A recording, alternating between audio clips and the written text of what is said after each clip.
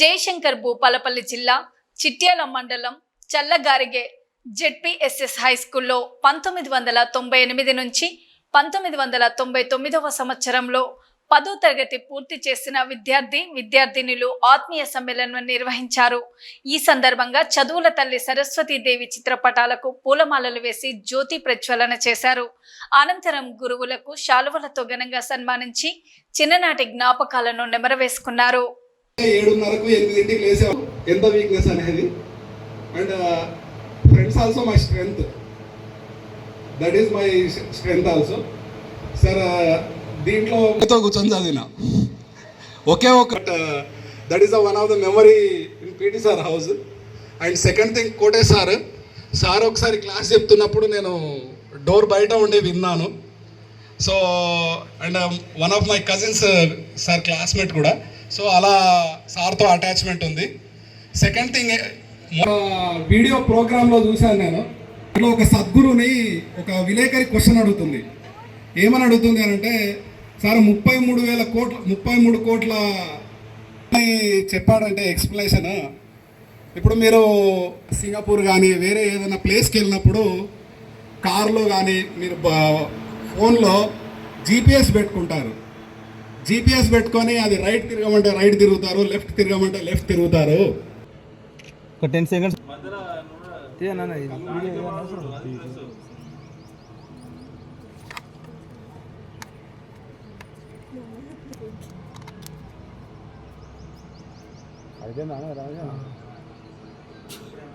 Okay. 25 సంవత్సరాల తర్వాత మా స్కూల్లో మళ్ళీ మేము పూర్వ విద్యార్థుల ఆత్మీయ సమ్మేళనం జరుపుకోవడం నాకు చాలా సంతోషంగా ఉంటుంది. 98-99 బ్యాచ్ 10th క్లాస్ వాళ్ళము గెట్ టుగెదర్ పార్టీ ఏర్పాటు చేసుకున్నాం. గత 25 సంవత్సరాల నుంచి మేము దాదాపు ఎవరం కలుసుకోలేకపోయాము. ఒకరికొకరం మాట్లాడుకునే పరిస్థితి కూడా లేకుండే. ఈరోజు మా వాళ్ళందరూ ఏర్పాటు చేయడం వల్ల మేమందరం స్నేహితులందరం కలుసుకున్నాము. బ్యాచ్లో మేము 10th క్లాస్ కంప్లీట్ చేసుకున్నాము. ఇప్పటికి 2025కు 25 సంవత్సరాలు పూర్తి చేసుకొని సిల్వర్ జూబ్లీ సెలబ్రేషన్స్ జరుపుకుంటున్నాము. అందులో భాగంగా మా గురువులు మరియు నాతో పాటు చదువుకున్నటువంటి నా ఫ్రెండ్స్ అందరూ అటెండ్ అయ్యాము.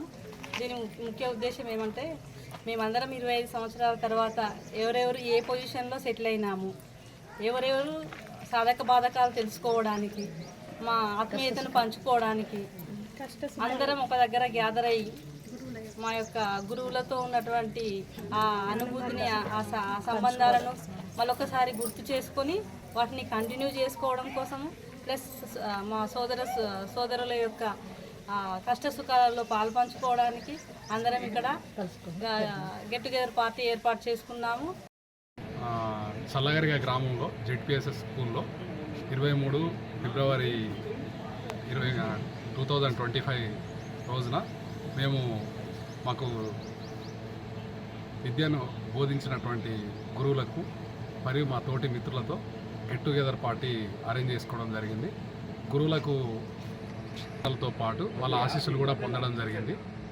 మా గ్రూప్ యొక్క ముఖ్య ఉద్దేశాలు సమాజ సేవ చేద్దామని చెప్పేసి 98-99 batch Sunrisers charitable trust కూడా ఏర్పాటు చేయడం జరిగింది.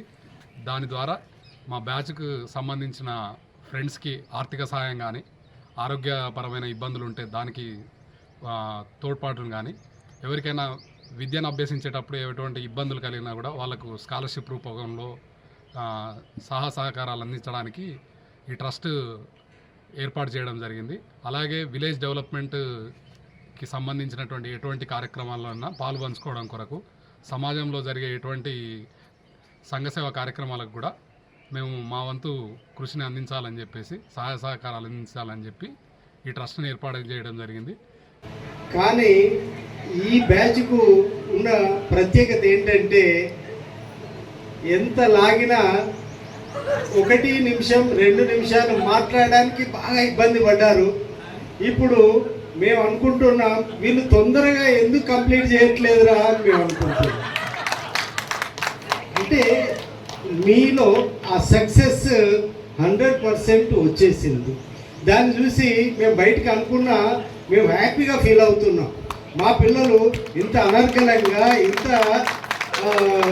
ఉన్నటువంటి సమస్యలు దాన్ని సాధించుకున్నటువంటి విధానము చాలా బ్రహ్మాండంగా మేము గర్వంగా ఫీల్ అవుతున్నా కూడా ఇప్పటికీ మీ పిల్లలు ఇది అనుకోకుండా ఇది మీరందరూ మాట్లాడిన తర్వాత నేను మాట్లాడితే అదొక ట్రాక్ మీద ఉండేది, మధ్యలో నేను ఇంటర్ఫియర్ అయ్యాను.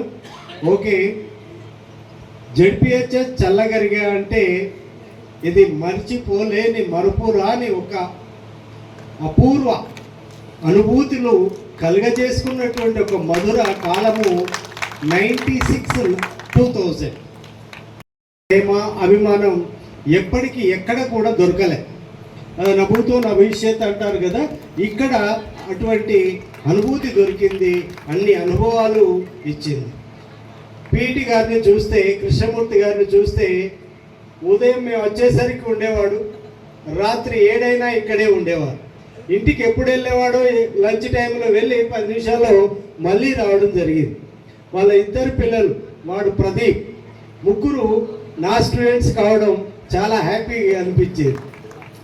ఇలా చెప్పుకుంటూ పోతే ఇప్పుడు మీరు జీవితంలో మీరు ఎంచుకున్నటువంటి మార్గంలో ఒక అద్భుతమైనటువంటి ప్రగతి పదాన మీరు ముందుకు వెళ్తున్నారు, సక్సెస్ సాధించారు.